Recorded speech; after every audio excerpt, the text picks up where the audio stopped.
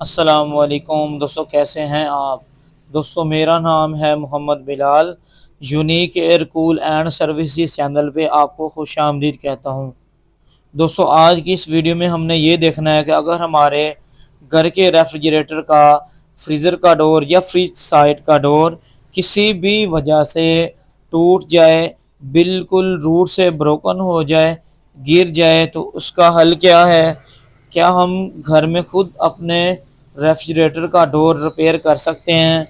और इसके अलावा अगर हम डोर को रिपेयर करना चाहते हैं तो हमारे पास क्या क्या चीज़ें होना ज़रूरी हैं। स्क्रू ड्राइवर और कम्बिनेशन प्लायर के साथ साथ हमें क्या क्या चीज़ रिक्वायर्ड है।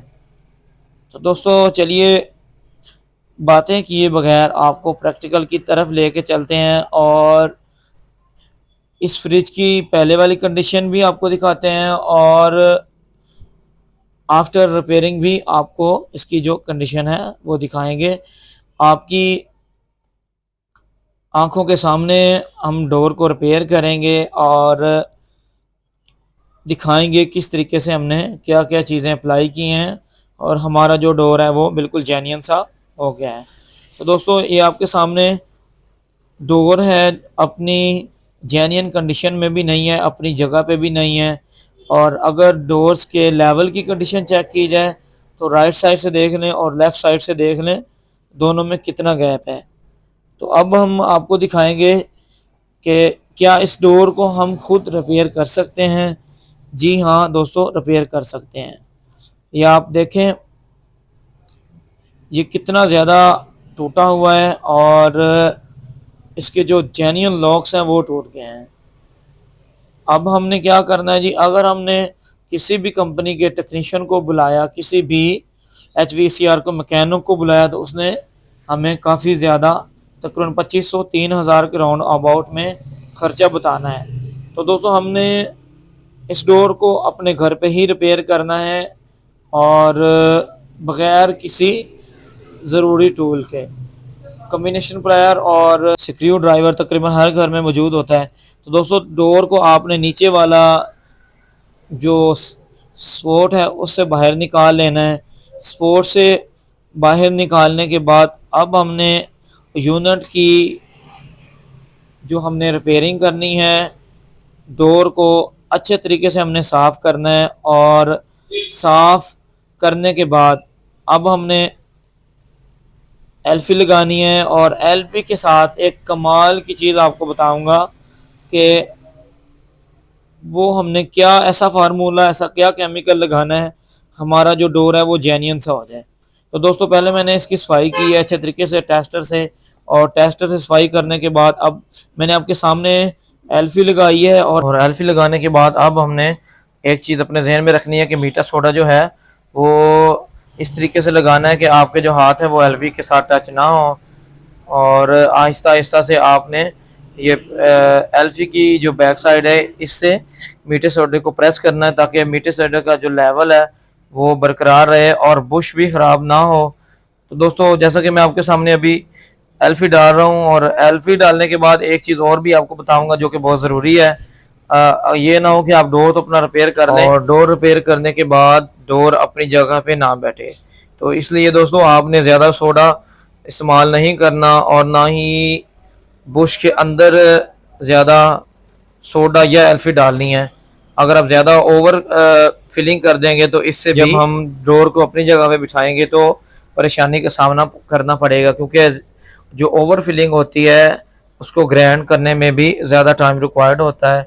तो दोस्तों, चलिए अब हमने क्या करना है, एल्फी और मीठा सोडे की फिलिंग के बाद अब बारी आती है जी इसका जो लेवल है वो किस तरीके से करना है। तो आपको लेवल करने के लिए या तो आपके पास आरी का ब्लेड होना चाहिए या फिर रेती होनी चाहिए।